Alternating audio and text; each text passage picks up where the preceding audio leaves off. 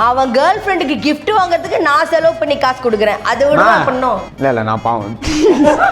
வாங்கத்த வாங்காதீங்க. சரி. இதுக்கு மேல எப்படி ஒரு பேரண்ட்ஸ் வந்து சப்போர்ட்டிவா இருப்பாங்க? நீங்க இப்ப சொல்ல நான் எதுவும் இந்த இன்டர்ன்ஷிப் ஜாப்லாம் எதுவும் பண்ணல. சோ அதனால எனக்கு இந்த டைப் ஆஃப் மணி கிடைக்கிற சோர்சஸ் வந்து கேர்ள் ஃப்ரெண்டே இருக்க கூடாது. அப்ப கேர்ள் ஃப்ரெண்ட் இருக்கு. இல்ல.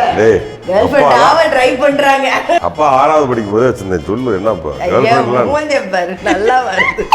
அறந்தாங்கல 6வது படிக்கும் வெச்சிட்டு வந்தாங்களா ஆளுக்கு அந்த மாதிரி ஒரு கேர்ள் ஃப்ரெண்ட் அங்க வச்சிருக்காங்க. கேளுங்க. மெயின்டைன் பண்ண முடியல டாடி. அதுதான் ப்ராப்ளம். இல்ல நானே அதனால தான் 6வது விட்டுட்டேன். தெரியுது. ஸ்டேஜ் என்ன பண்ணிட்டான் தெரியுமா? என்னோட 30,000 வாட்சை கொண்டு போய் தொலைச்சிட்டு வந்தான் தெரியுமா உனக்கு?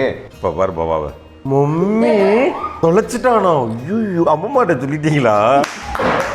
அப்பப்பாவுக்கு ஃபோன் பண்ணி சொல்லிட்டீங்களா? ஐயோ மம்மி இது மட்டும் மாமா கேட்டா என்ன ஆகும் மம்மி? ஏன் மம்மி என் மனசே வெடிச்சிடும் போல இருக்கு உங்களுக்கு. அம்மையா போட்டு கொடுப்பா. சூப்பரா ஏத்தி விடுவா. ஏன் மம்மி என் மனசே வெடிச்சிடுற மாதிரி இருக்கு. எப்படி மம்மி இப்படி எல்லாம் இருக்கீங்க? ஐயோ தேஜு விட்டேன். ஏன் தேஜு உனக்கு ஒரு பேசிக் சென்ஸ் இல்லை?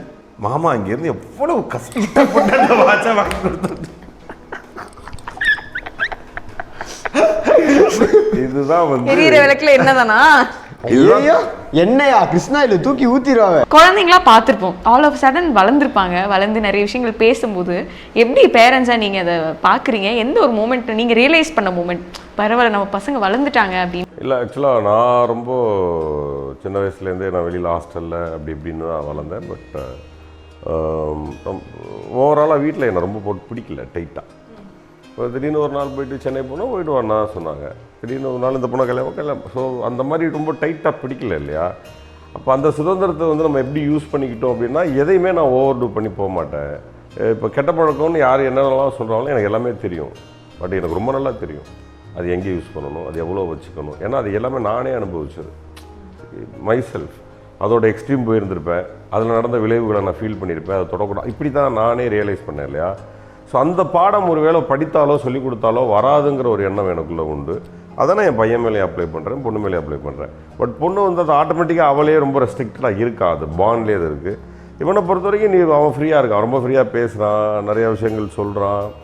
அப்போ இந்த ஏஜுக்கு அவனுக்கான எல்லா உணர்வுகளையும் என் கூட வந்து அவன் வந்து டிஸ்கஸ் பண்ணுறான்.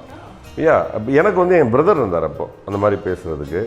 அதனால நான் எங்கள் அப்பா அம்மா கிட்ட அதை பேசலை. இப்போ அவனுக்கு பிரதர் இல்லாதனால எனக்கிட்டே பேசுகிறான். நாங்கள் 2 பேரும் வீட்டில் ஃப்ரெண்ட்ஸ் மாதிரி தாங்க.